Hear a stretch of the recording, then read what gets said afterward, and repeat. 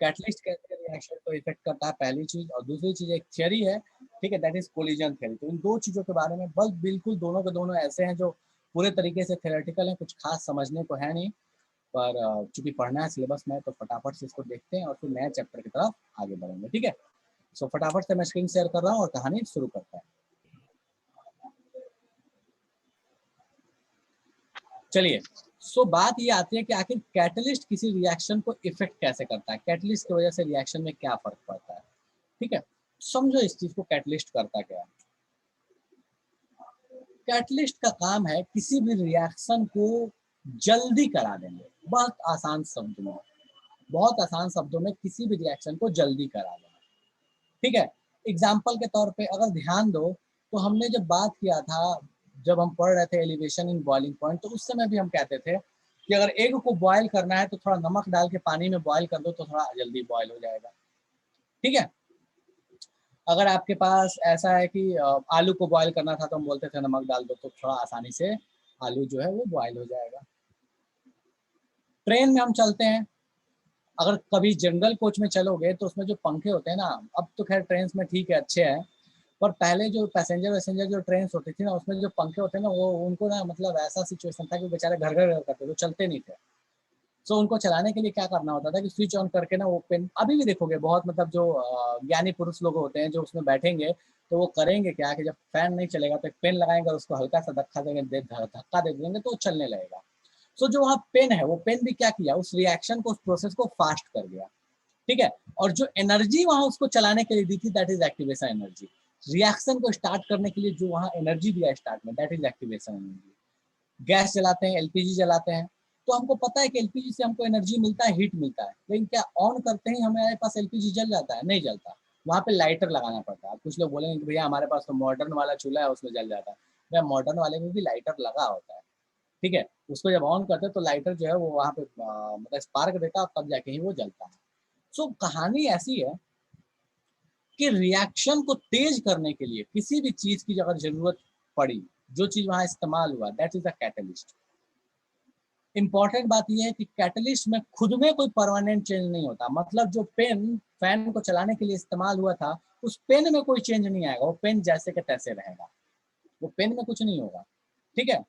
अगर मान लो खाना पकाने के लिए किसी बर्तन की जरूरत है, कढ़ाई का इस्तेमाल किया गया, तो कढ़ाई इज द कैटलिस्ट जो खाना पकाने में मदद किया। कुकर इज द कैटलिस्ट जिसमें खाना पकाया गया।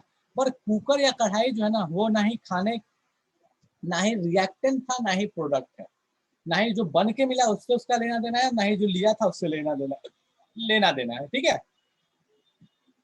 तो बेसिकली रिएक्शन होने के बाद ना कुकर में कोई परमानेंट चेंज आया है, ना कढ़ाई में परमानेंट चेंज आया है। चेंज जो आया वो सिर्फ किसमें आया, रिएक्टेंट में आया।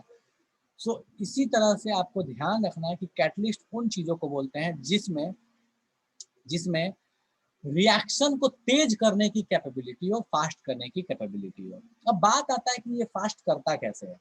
सो फास्ट ये करता ऐसे है कि जाता है और जाके पहले रिएक्टेंट से कंबाइन हो जाता है। तो कैटलिस्ट करता क्या है, जाता है रिएक्टेंट से कंबाइन हो जाता है, ये कैटलिस्ट है।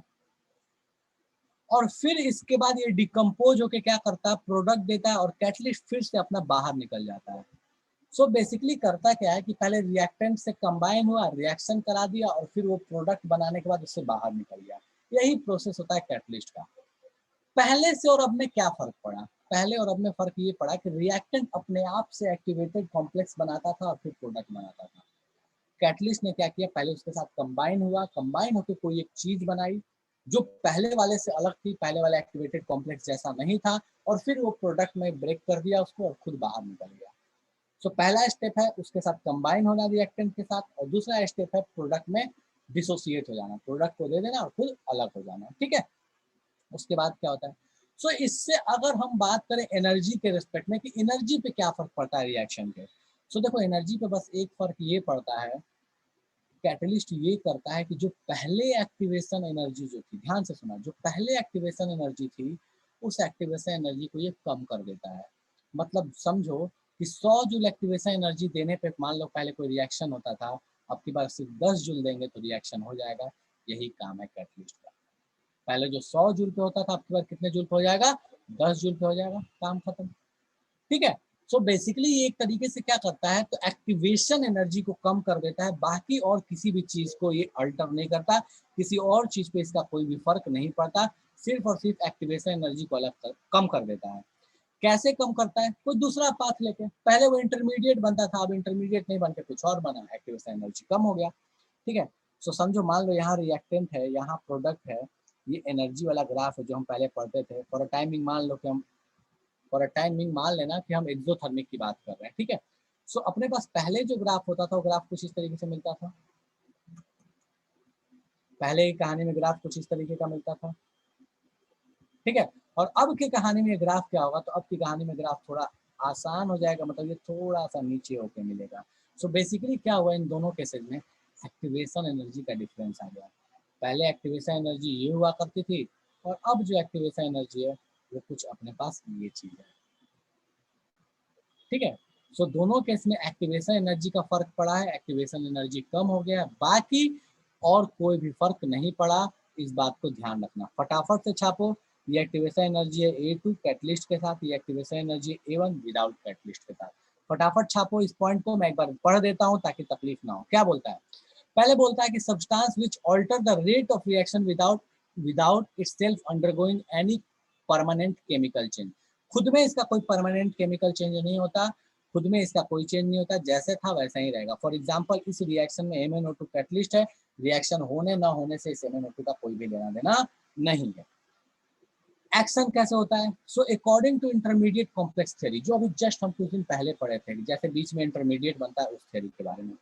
रिएक्टेंट पहले कंबाइन होता है कैटलिस्ट से, ये वाली चीज, तो इंटरमीडिएट कॉम्प्लेक्स बनाता है, फिर वो इंटरमीडिएट कॉम्प्लेक्स डिकम्पोज होकर प्रोडक्ट और रीजनरेट कर देता है कैटलिस्ट। तो इंटरमीडिएट जो था वो प्रोडक्ट और क्या जनरेट करता है, कैटलिस्ट को वापस से दे देता है। अगला क्या बोलता है, बोलता है कि कैटलिस्ट ऑल्टरनेट पाथवे देता है। ऑल्टरनेट पाथवे का मतलब क्या है, यहाँ ध्यान दो।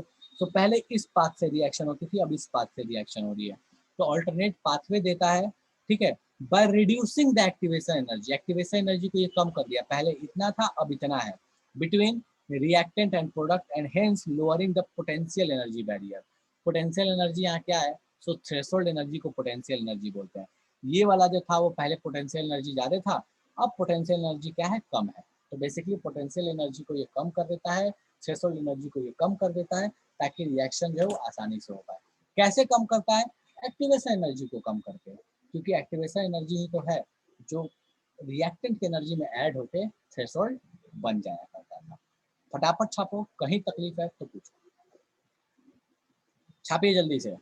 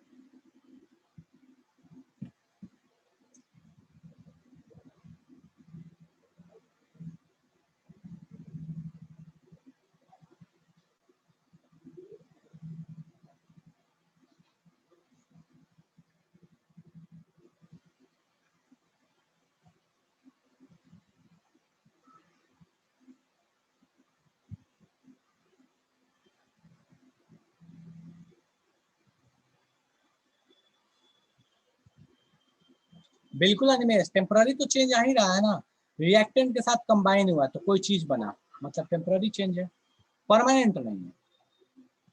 बिल्कुल, कंबाइन हो रहा है तो टेम्पररी तो है ही नहीं, उसमें तो कह ही सकते, उसमें तो कोई दो राय है ही नहीं। ठीक है,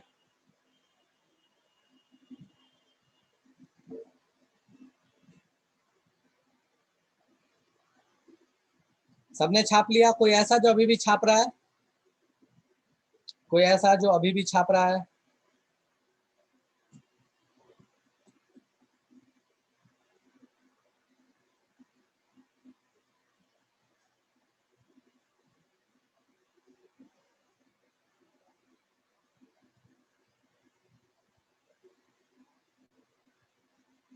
डन है, चलिए ठीक है।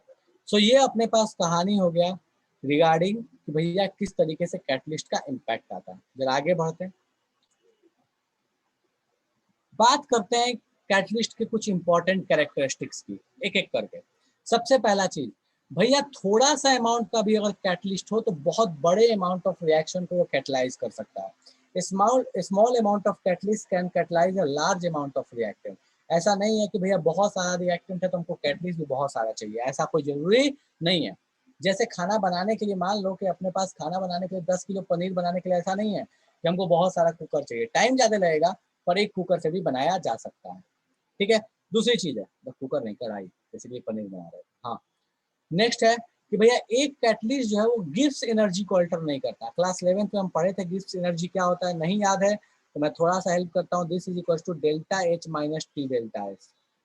ठीक है, तो ये डेल्टा जी को किसी तरह से इफेक्ट नहीं करता, डेल्टा जी जैसा था वैसा ही रहेगा, उसमें कोई भी बदलाव नहीं आएगा। और बहुत इंपॉर्टेंट चीज है कि भैया कैटलिस्ट सिर्फ स्पॉन्टेनियस रिएक्शन को असर करता है, नॉन स्पॉन्टेनियस को ये टच नहीं करता, नॉन स्पॉन्टेनियस से कैटलिस्ट का कोई भी लेना देना नहीं होता। And the last point is कि कैटलिस्ट इक्विलिब्रियम कांस्टेंट को कोई फर्क नहीं देता। हम उस समय इक्विलिब्रियम में रट्टा मारते थे कि कैटलिस्ट से इक्विलिब्रियम कांस्टेंट पे कोई भी प्रभाव नहीं पड़ता, जैसा इक्विलिब्रियम कांस्टेंट पहला था बाद में भी इक्विलिब्रियम कांस्टेंट वैसा ही रहने वाला है। बस ये इक्विलिब्रियम को जल्दी अटेंड करने में हेल्प करेगा, ना कि इक्विलिब्रियम कांस्टेंट को या इक्विलिब्रियम में किसी कंडीशन को बदलेगा। ठीक है, फटाफट छापो, कहीं दिक्कत हो तो पूछो। छापिए इसको।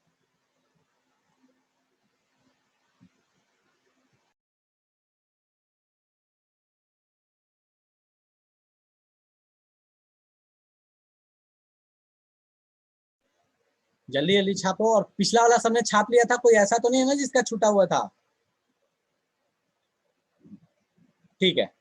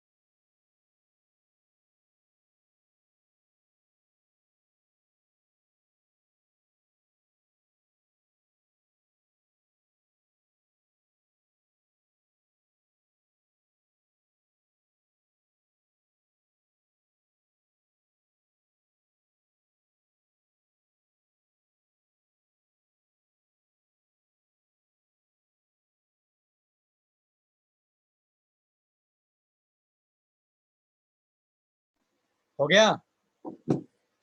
छाप लिया सबने? कोई ऐसा जो अभी भी छाप रहा है? डन है, चलो छापो छापो भाई, छापो, कोई दिक्कत नहीं, छापो।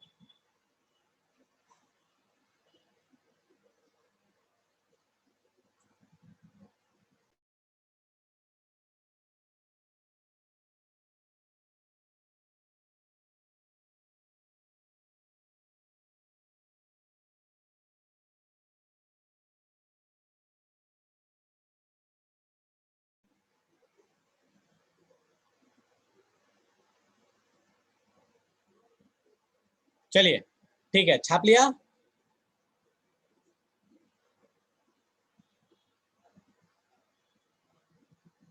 डन है। चलो नेक्स्ट आते हैं अपन, दैट इज कि भैया कोलिजन थियरी, जिसके ऊपर रिएक्शन को फिर से एक नए तरीके से एक्सप्लेन किया गया कि भैया आखिर रिएक्शन कैसे होता है, उसको एक नए तरीके से एक्सप्लेन करने के लिए कोलिजन थियरी का इस्तेमाल किया। बहुत थोड़ा सा डिटेल्स में पढ़ना, बहुत ज्यादा नहीं जाना आपने। चलिए, सो बात करते हैं कोलिजन थियरी की कि आखिर ये कोलिजन थियरी है क्या। ठीक है, सो कोलिजन थियरी में पहले तो एक एजम्पशन लिया गया। वो एजम्पशन क्या है कि रिएक्टेंट मॉलिक्यूल्स जो हैं उनको एज्यूम्ड किया गया हार्ड स्फीयर। मतलब ये माना गया कि जो भी रिएक्टेंट मॉलिक्यूल है वो हार्ड स्फीयर्स हैं। ठीक है, पहली चीज, चाहे वो शेप एंड साइज मॉलिक्यूल या कुछ भी हो, हार्ड स्फीयर माना गया। और वो दो चीजों के ऊपर मेनली ये थ्योरी डिपेंड करती है, एक दैट इज एनर्जी फैक्टर और दूसरा that is steric factor. Energy factor क्या है? देखो, एनर्जी फैक्टर बिल्कुल वही है जो हम पहले पढ़ा करते थे अर्हेनियस के टाइम में। क्या कहता है एनर्जी फैक्टर? कहता है कि colliding molecules must have energy more than the threshold energy. अगर प्रोडक्ट देना है, rate of reaction depends on the number of effective collisions in terms to the product. मतलब प्रोडक्ट देने के लिए जो इफेक्टिव कोलिजन होगा उसके ऊपर डिपेंड करेगा कि प्रोडक्ट कैसा मिल रहा है, रेट कैसा मिल रहा है। ठीक है, दो factors. Energy factor, energy factor क्या कहता है? कहता ये है कि रिएक्टेंट्स की एनर्जी इतनी होनी चाहिए ताकि वो आसानी से प्रोडक्ट दे दें, और इतनी मतलब कितनी? तो थ्रेशोल्ड से ज्यादा होनी चाहिए, जो हम ऑलरेडी पढ़ चुके हैं। अगर रिएक्टेंट की एनर्जी थ्रेशोल्ड से ज्यादा नहीं है तो प्रोडक्ट नहीं देंगे। दूसरा है स्टेरिक फैक्टर, जो इसमें अलग है, जो इसमें खास है। क्या है स्टेरिक फैक्टर? इसको समझते हैं। कहता है कि अगर रिएक्टेंट्स जो है वो खास तरीके से, खास ओरिएंटेशन में अगर वो नहीं बैठेंगे, नहीं टकराएंगे, तो प्रोडक्ट हमको नहीं मिलेगा। मतलब एक खास ओरिएंटेशन में उनका टकराना बहुत जरूरी है। एग्जाम्पल के तौर पे समझो, मान लो अपने पास क्या है कि कुछ इस तरह का एक रिएक्टेंट है, मान लो फॉर अ टाइमिंग, मान लो कुछ इस तरह का एक रिएक्टेंट है। ठीक है, अब मान लो कि यहाँ जो बीच वाला है, इस बीच वाले में कोई चीज आके और लगनी है। ये तीन रेड के एटम्स लगे हुए हैं, बीच में सेंट्रल एटम है ग्रीन वाला, और यहाँ पे मान लो एक ब्लू एटम है जिसको आके लगना है। यहाँ पे ये ब्लू वाले को आके लगना है, समझो, इस ब्लू वाले को आके लगना है। ग्रीन वाला हो गया, ब्लू वाले को आके लगना है इस ग्रीन वाले से। अब ये ग्रीन वाले से ब्लू वाला कैसे कैसे लग सकता है? तो एक तो रास्ता है कि ये इधर से जाके लगे, एक रास्ता है इधर जाके लगे, इधर से जाके लगे, एक रास्ता है कि जाके इसके साथ धक्का मुक्की करके इसके बगल से जाके लग जाए, मतलब इसके साथ धक्का मुक्की करे, और एक इसके पास जो बेस्ट ऑप्शन है वो पीछे से जाके लग जाए। सो ये करेगा क्या ब्लू वाला? ब्लू वाला अगर पीछे से जाके लगता है, मतलब इस वाले पाथ को चूज करता है जो थर्ड वाला है, तो बड़े आसानी से रिएक्शन होगी। अगर वो इन दोनों को चूज कर रहा है तो थोड़ा मुश्किल होगा, और अगर सीधे सीधे जाना चाहता है तो बहुत ज्यादा मुश्किल होगा। बेसिकली ये जो प्रोडक्ट बनने वाला है वो इस बात पे डिपेंड तो डेफिनेटली कर रहा है ना कि भैया रिएक्टेंट और प्रोडक्ट जो है वो एक दूसरे से कैसे ओरिएंटेशन में आ रहे हैं। अगर वो सही से आएंगे तो आसानी से प्रोडक्ट मिलेगा, फास्ट मिलेगा, सही से नहीं आएंगे तो दिक्कत होगा। यही चीज कहता है ये स्टेरिक फैक्टर, कहता है कि भैया रिएक्टेंट और प्रोडक्ट अगर सही ओरिएंटेशन में मिल गए तो प्रोडक्ट बड़े आसानी से मिल जाएगा, और सही ओरिएंटेशन में नहीं मिले तो प्रोडक्ट का बनना मुश्किल है। जितना ओरिएंटेशन खराब उतना प्रोडक्ट मुश्किल है। कहता है कि अगर आपके पास इफेक्टिव कोलिजन होना है, इफेक्टिव का मतलब जहां प्रोडक्ट बन पाए, colliding molecule must have proper orientation. जो कोलाइडिक मॉलिक्यूल है उनका ओरिएंटेशन सही होना चाहिए जब वो कोलाइड कर रहे हैं। अगर ओरिएंटेशन सेम नहीं हुआ तो कोलिजन गड़बड़ा जाएगा। अब इस ओरिएंटेशन के लिए एक फैक्टर यूज किया गया जो इस ओरिएंटेशन के बारे में बताता है। एक फैक्टर है दैट इज ZAB। ये जो ZAB है ये ओरिएंटेशन के बारे में बताता है। क्या बताता है? तो ये कहता है कि ZAB इक्वल्स टू होता है नंबर ऑफ कोलिजन पर सेकेंड पर यूनिट वॉल्यूम जो कि अपने पास प्रोडक्ट दे दे। मतलब effective collision per unit volume per unit second जो होता है उसको बोलते हैं Z। जितने इफेक्टिव कोलिजन होंगे रेट उसी पे डिपेंड करेगा। इसलिए बोला गया कि रेट जो है वो नंबर ऑफ इफेक्टिव कोलिजन से क्या है, डायरेक्टली प्रोपोर्शनल है। ZAB से डायरेक्टली प्रोपोर्शनल है। e⁻⁻ तो पुराना वाला ही है जो कि एनर्जी के बारे में बताता था कि कितने पार्टिकल्स ऐसे हैं, कितने फ्रैक्शन ऑफ पार्टिकल ऐसे हैं जिनकी एनर्जी थ्रेशोल्ड से ज्यादा है। बेसिकली आपके पास एक नया फॉर्मूला बन गया पहले वाले से थोड़ा अलग, that is rate equals to Z A B E to the power minus A by R T. ये कोलिजन वाली चीज मैं थोड़ा एक अलग तरीके से समझाता हूँ, इसको ध्यान देना, ठीक है। तो किसी को पकड़ा जाए, किसको पकड़ा जाए, चलो रेवांश है, रेवांश है, कहाँ गया, हाँ रेवांश है ना, ठीक है। तो मान लो रेवांश क्या हुआ कि कॉलेज में गया, ठीक है। सो कॉलेज में गया तो ऐसा हुआ कि कोई महिला है जो रेवांश को पसंद आ गई, ठीक है। तो रेवांश ने सोचा कि चलो उनसे हम कुछ वार्तालाप करेंगे, कुछ अपने जीवन को आगे बढ़ाने के बारे में विचार करेंगे उनके साथ। लेकिन ये रेवांश ने सोचा अभी ऐसा कि ऐसा किया जाएगा, लेकिन अब ऐसा करने के लिए तो पहले उनके साथ देवी जी के साथ इंटरेक्शन करना पड़ेगा। सो अब रेवांश ने क्या किया, रेवांश ने सोचा कि वो इंटरेक्शन जो होगा वो इफेक्टिव कब होगा, उसका रिजल्ट पॉजिटिव कब होगा, जब इंटरेक्शन एक अच्छे नोड पे शुरू हो। अगर मान लो ऐसा हो जाता कि रेवांश और जो वो सामने वाली जो देवी जी थी, मान लो इन दोनों का इंटरेक्शन किसी ऐसे जगह हो गया जहाँ पे ढिसुम ढिसुम होने की चांसेज हो, तो मामला गड़बड़ हो जाएगा। मान लो भैया कोई दो अलग अलग ग्रुप वाले लोग हैं और दोनों में किसी बात को लेकर टक्कर हो गया, पता चला रेवांश इस साइड है, मैडम जी उस साइड है, मामला गड़बड़ हो जाएगा। मतलब जो यहाँ पॉजिटिव रिजल्ट है उसके चांसेस क्या हो जाएंगे, कम हो जाएंगे। सो पॉजिटिव रिजल्ट के अच्छे चांसेस कब हैं, अच्छे चांसेस तब हैं जब दोनों का इंटरेक्शन पॉजिटिव हो, दोनों का इंटरेक्शन किसी अच्छे जगह हो, अच्छे ओरिएंटेशन में हो। मान लो कभी कहीं पार्टी में मिले, रेवांश ऐसा सोचता है काश कहीं किसी पार्टी में मिल जाते, या कहीं मान लो कि किसी तरह की उनको जरूरत पड़ती, कोई हेल्प की जरूरत पड़ती और मैं हेल्प कर पाता, ठीक है। तो ये रेवांश सोचता है। तो सेम कहानी है कि ओरिएंटेशन कैसा है उसके ऊपर डिपेंड करेगा कि जो रिजल्ट है वो कितना अच्छा आ पाएगा। डन है। तो इस तरीके से आपको ये याद रहेगा कि ओरिएंटेशन फैक्टर इस कोलिजन थ्योरी में कितना इंपॉर्टेंट रोल निभाता है। रेवांश याद रहेगा, रेवांश आवाज जा रही है, छापो इसको और जल्दी बताओ मुझे याद रहेगा कि नहीं रहेगा, कहाँ है, अच्छे से याद रहेगा, चलो ठीक है। और सबको अच्छे से याद रहेगा। कोई ऐसा है जो बोलना चाहता है कि नहीं अभी भी हम भूल जाएंगे, अब तो रेवांश वाली कहानी भूल जाएंगे हम, चलो ठीक है, छापो फटाफट से।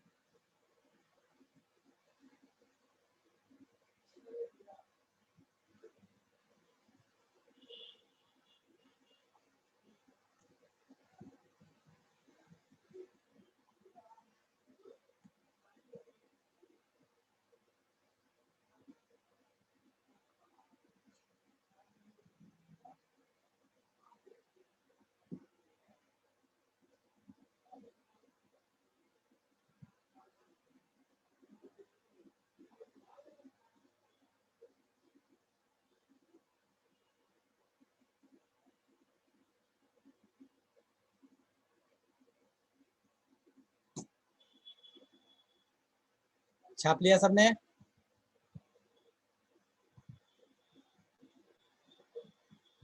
कोई तो कुछ पूछ रहा है, अच्छा छाप रहे हो अभी, छापो छापो छापो, कोई दिक्कत नहीं, छापो।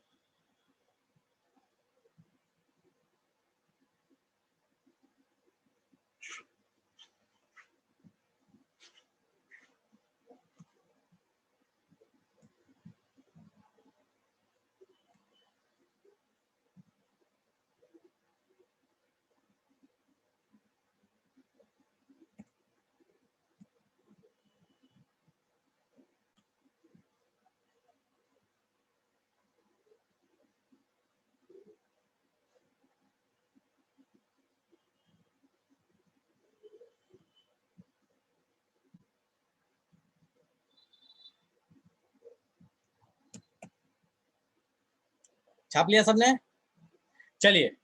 और यहाँ पे ग्रीन ब्लू कलर वाले कोलिजन में थर्ड वाले केस में ज़्यादा टाइम लगेगा ना, फर्स्ट और सेकंड कंपैरिजन में, तो थर्ड वाला केस सही कैसे, दीक्षा थर्ड वाले केस में कहने का, अच्छा देखिए कि ये 2D में तू देख रही है, इसको 3D में देख।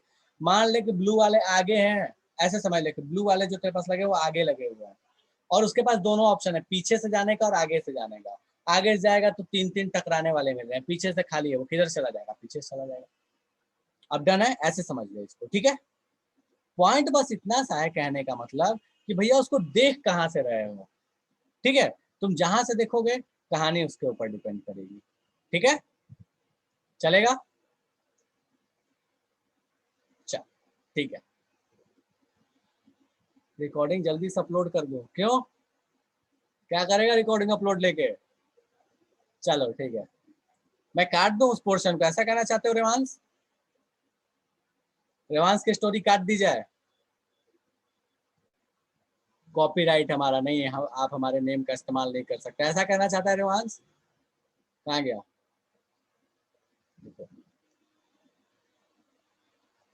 अच्छा वैसे चाहिए, अच्छा ठीक है चलो ठीक है। तो ये अपने पास कहानी हो गई रिगार्डिंग कि भैया किस तरीके से कोलिजन थ्योरी वर्क करती है। अब अपन आगे आते हैं, दैट इज नेक्स्ट चैप्टर, और नेक्स्ट चैप्टर की तरफ फटाफट से अपन बढ़ते हैं। सो यहाँ पे आपका ये चैप्टर खत्म हो चुका है, काइनेटिक्स बिल्कुल तरह बिल्कुल बिल्कुल काइनेटिक्स जो है वो खत्म हो चुका है, और अपन नेक्स्ट चैप्टर की तरफ आगे बढ़ते हैं। और नेक्स्ट चैप्टर जो है आपका पूरा का पूरा थ्योरेटिकल है। इलेक्ट्रोकेमिस्ट्री ऑफलाइन जब होगा तो अपन पढ़ेंगे, और ट्राई तो यही कर रहे हैं, अगर मान लो ऑफलाइन लंबा खींचा तो बात अलग है, बट हाँ ऑफलाइन जब होगा तो ऑफलाइन में पढ़ेंगे। बाकी अभी अपन स्टार्ट करने वाले हैं वो चैप्टर जो छोटे चैप्टर्स हैं और थियरी बेस्ड हैं, ज़्यादा माथा पे चीनी है, उनको करके अपन खत्म कर लेंगे। सो फटाफट से हेडिंग डालो नया चैप्टर का, और that new chapter is metallurgy. अगर हम एनसीईआरटी के हिसाब से बात करें तो general principles and process of isolation, metals के लिए, एलिमेंट्स के लिए, ठीक है। तो फटाफट से हेडिंग डालिए मेटलर्जी और नया चैप्टर स्टार्ट करते हैं। मैं स्क्रीन शेयर कर देता हूँ नया चैप्टर का, ठीक है। हाँ, सो general principle and process of isolation of elements, elements को कैसे आइसोलेट करते हैं, इसके प्रोसेस को ही क्या बोलते हैं, मेटलर्जी कहते हैं। हेडिंग डालो और कहानी शुरू करते हैं। बिल्कुल थियोरेटिकल चैप्टर है, इनऑर्गेनिक है, ऐसे चैप्टर से अभी आपका पाला नहीं पड़ा है जहाँ सिर्फ रट्टा मारना हो। अभी ऐसे चैप्टर्स हैं जहाँ सिर्फ रट्टा मारना है, समझना इतना है, रट्टा इतना है। पहले होता था रटना इतना होता था, समझना इतना होता था। सो अब कहानी बिल्कुल बदल चुकी है आपके जीवन में।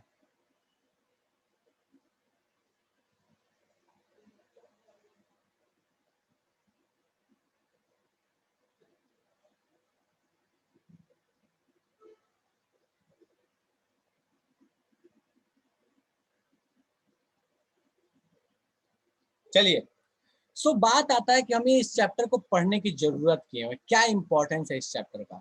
सो भैया इसका बहुत जबरदस्त का इंपॉर्टेंस है। क्या? तो इम्पोर्टेंस ये है कि हमारे पास जो पुराने जमाने से ही हमको पता है कि हम मेटल्स का इस्तेमाल धड़ल्ले से करते आए हैं, और बिना मेटल्स के तो हम अपनी जिंदगी सोच ही नहीं सकते। भैया बिना मेटल्स के ना व्हीकल हो सकते हैं, ना खाने पकाने के सामान हो सकते हैं, मतलब लगभग लगभग हमारी जिंदगी में ना हर जगह कहीं ना कहीं किसी फॉर्म में मेटल घुसा हुआ है। तो बिना मेटल के तो जिंदगी सोचना ही असंभव सी लगता है, असंभव सा लगता है, ठीक है। सो आखिर कौन से ऐसे मेटल्स हैं जो जिसपे हमारी पुरानी जो जिंदगी थी, जो कह लो अर्ली स्टेज ऑफ इवोल्यूशन जो था वो डिपेंड करता था। तो कह सकते हो कि वो मेनली कौन से मेटल्स थे, तो gold, copper, silver, lead, tin, iron और मर्क्यूरी। एल्यूमिनियम इसमें नहीं होता, लगता है हमें, पर एल्यूमिनियम इसमें नहीं होता। तो इस चीज को ध्यान रखिएगा, ठीक है। अब ये जो मेटल्स हैं, इन मेटल्स को बोला जाता है seven metals of antiquity. Antiquity का मतलब क्या है? एंटिक, एंटिक का मतलब है जो बहुत पहले से इस्तेमाल होते हुए आ रहे हैं, जिनका इस्तेमाल बहुत पहले से होते हुए आ रहा है, दैट ये सेवन मेटल्स हैं। गोल्ड, सिल्वर, कॉपर का तो हमको ऑलरेडी बहुत अच्छे से पता है, क्वाइंस बने, बर्तन बने, ये सारी चीजें, आयरन का पता ही है, ठीक है। सो ये ऐसे मेटल्स, टीन का हमको पता ही है। सो ये ऐसे मेटल्स हैं जिनका यूज बहुत ज्यादा होता रहा है पुराने टाइम से ही, ठीक है। तो फटाफट से ये सेवन मेटल्स ऑफ एंटिक्विटी लिखो और फिर अपन आगे की कहानी पे बात करेंगे जल्दी से। एंटिक्विटी मतलब वही हो गए जो पुराने टाइम से, antique, antique basically antique word से बना है, दैट इज एंटिक्विटी।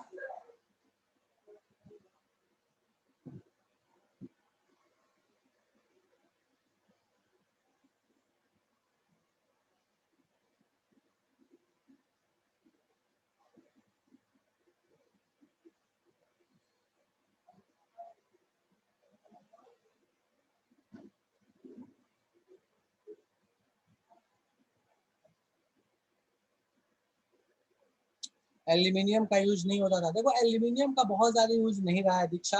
एल्यूमिनियम पिछले 50-60 सालों में बहुत ज्यादा यूज आने लगा, पहले यूज नहीं होता था एल्यूमिनियम। कभी सुना है एल्यूमिनियम का सिक्का पहले? हाँ, बीच में अगर याद हो तो किसने एल्यूमिनियम का सिक्का देखा है क्या? पहले मैं पूछता हूँ फिर बात करेंगे इस पर। एल्यूमिनियम का सिक्का देखा है किसी ने? अनिमेश बोला, बहुत लोग बोल रहे हैं नहीं, पर ये सच नहीं है, एल्यूमिनियम का सिक्का होता है। बोलो अनिमेश। सर 2 का आता था पहले, भारत नक्शा था, वो है क्या? पहले 2 रुपए का सिक्का एल्यूमिनियम का आता था नहीं, 2 रुपए का सिक्का एल्यूमिनियम का कभी नहीं आया। सर तो वो किस चीज का आता था? भारत का नक्शा आता था पीछे। हाँ वो मैं समझ गया तुम किस सिक्के की बात कर रहे हो, रुको मैं वो दिखाता हूँ। चलो तो ठीक वो है किस ये, चीज? चलो ठीक है, मैं सिक्कों का एक कलेक्शन दिखाता हूँ, मुझे याद आ गया, मतलब अच्छा चीज छेड़ दिया। ठीक है मैं दिखाता हूँ, रुक जाओ एक सेकंड, और एक सेकंड रुको। वो फोटो है इसमें तो मैं दिखा पाऊंगा, रुको मेरे फ़ोन में है, मैं देखता हूँ व्हाट्सअप से शेयर करके मैं दिखाता हूँ। 2 मिनट अपन टाइम लगाते हैं इस पर, जस्ट मिनट।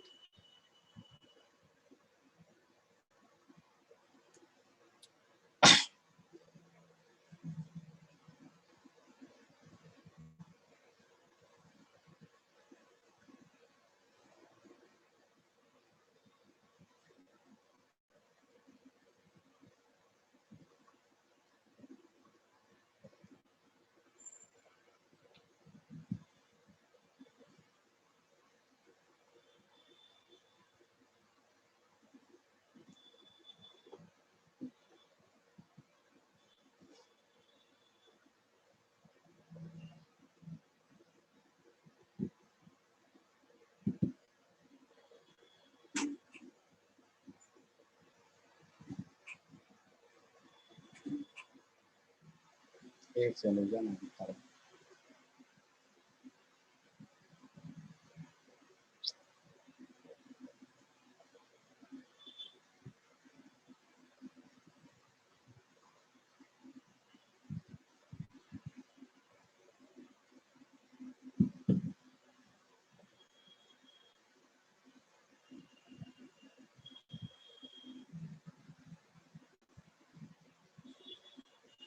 बहुत अच्छा इसमें इमेज नहीं आता है व्हाट्सएप में, but still I am trying कि कुछ ठीक ठाक से दिख जाए।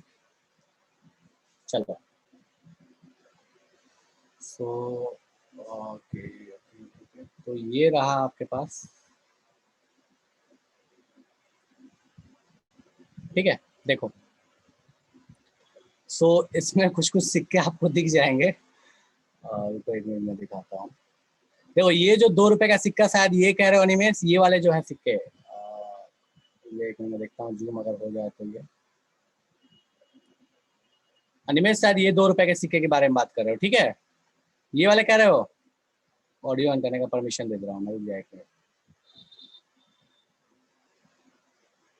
हाँ अनिमेश, तो ये जो हाँ 2 रुपए, हाँ ये 2 रुपए का सिक्का बेटा आयरन ही मेनली होता है। आयरन का एक्चुअली में वो क्या है ना कि ये एलॉय है, प्योर आयरन भी नहीं है, ठीक है। सो ये सिक्के हो गए। उसके बाद ये देखो पुराने जमाने के कुछ, मतलब ये कॉपर वाले हैं, ये कॉपर, ये बहुत पुराना कॉपर का। ओके, ये सिल्वर के तुमको मिल जाएंगे इसमें, कहीं के सिल्वर भी होगा एक आध। कहाँ गया सिल्वर वाला, दिखने अच्छा सिल्वर, ये एक सिल्वर का है, ठीक है। ये जो देखो इसमें 20 पैसे वाला दिख नहीं रहा है, 20 पैसे वाले जो होते थे वो एल्यूमिनियम के होते थे, और इसमें दिख नहीं रहे हैं। उनको एक मिनट साथ छोटा करने पे दिखे, 20 पैसे वाला जरूर होगा इसमें। हाँ देखो जैसे ये वाला जो सिक्का है, ये वाला सिक्का ये एल्यूमिनियम का है, ठीक है। ये वाला जो सिक्का है ये भी एल्यूमिनियम का है। और देखो 20 पैसे के पहले सिक्के, जब 20 पैसे 5 पैसे, ये देखो ये जो 2 पैसे का सिक्का है, दिस वन इज एल्यूमिनियम, ठीक है। उसके बाद और भी होगा, ये वाला जो सिक्का है ये भी 5 पैसे का चलता था पहले, दैट इज एल्यूमिनियम, ठीक है। ये वाला सिक्का जो है ये मिट गया है। सर, वो 25 पैसे वाला? ये तो मेटल है, ये मतलब आयरन का है, स्टील है बेसिकली, ठीक है। और ये सब तो आयरन वाले स्टील वाले हैं। बोलो। हाँ मेरा है, मेरे मेरे पास ये मेरा कलेक्शन है यार, ठीक है। कलेक्शन है अच्छे खासे मेरे पास कॉइन्स के, बहुत अच्छे खासे कलेक्शन है, मतलब ठीक ठाक है। एक और भी कलेक्शन है, अगर पॉसिबल होता है तो मैं दिखाता हूँ। मतलब ओल्ड विक्टोरिया का कलेक्शन है मेरे पास, विक्टोरिया कॉइन का। देखता हूँ अगर इसका फिट रहा तो।